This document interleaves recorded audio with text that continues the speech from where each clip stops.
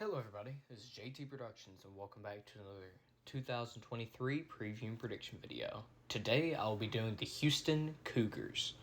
Let's get into it. So, last year, Houston went 8-5 with wins over UTSA, Rice, Memphis, Navy, USF, Temple, East Carolina, and Louisiana.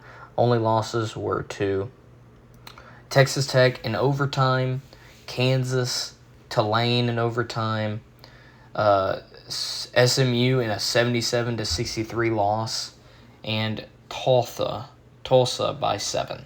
So, not bad for Houston under Dana Holgorsen. Now, you may be wondering, just like in the Cincinnati and UCF and BYU videos, why the schedules look significantly different. Well, that's because Houston, along with UCF, Cincinnati, and BYU, is moving to the Big 12 for the 2023 season and beyond.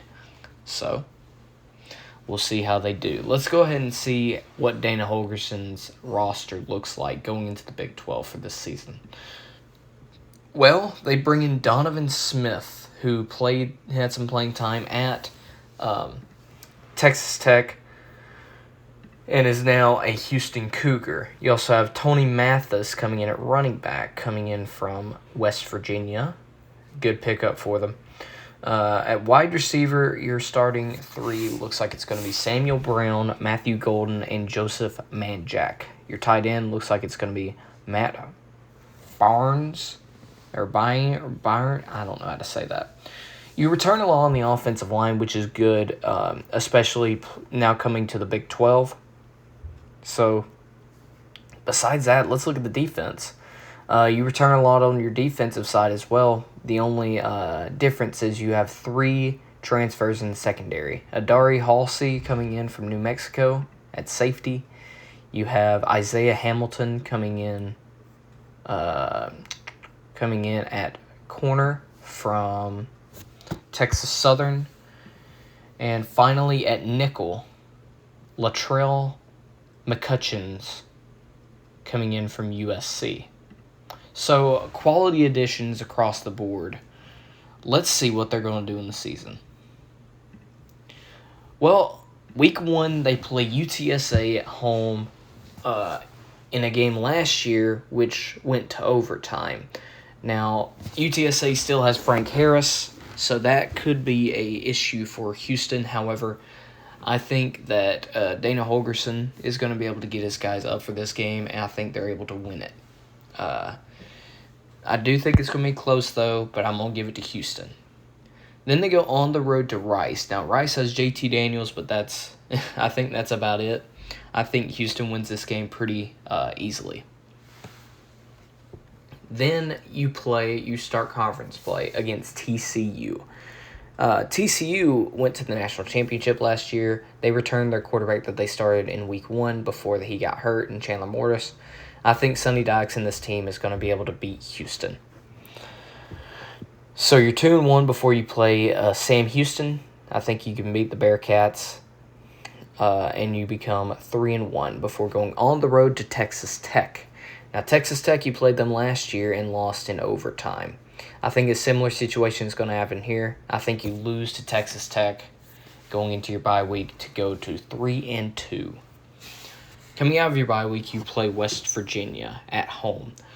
I think this is where you get your first Big 12 win. West Virginia under Neil Brown have been very mediocre to below average since he got there. Even with quarterbacks like JT Daniels and I forget the quarterback's name from Washington State that came in. But anyways, I think you win this game to get your first Big 12 win to go to 4-2. Then you have to host Texas. Now, this is going to be a very hyped-up game. However, I think Texas is going to be too much for you. And I think you lose this one to go to 4-3. Yeah. Then you have a back-to-back road stretch. You play at Kansas State and at Baylor. I think it's going to be a little too much for you at this point to win for playing both these games back-to-back. So I think you drop both of these games before heading back home to play Cincinnati. Now, Cincinnati, I think they're going to be worse than you this year, so I think you get a win there. before hosting Oklahoma State. At this point in the season, you are 5-5, hoping to get to bowl eligibility. I think Oklahoma State comes in there and sneaks a win over you.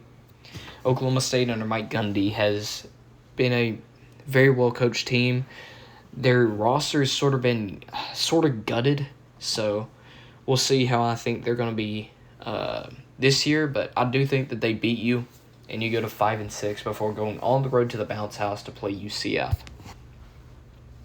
Now, UCF is going to have, I think, some offensive line problems this season, and I think you're going to be able to take advantage of that to finish the season off with a win, to go 6-6. You're going bowling, and I think that's how it may turn out. So thank you all so much for watching. I hope you all enjoyed, and Go Dogs.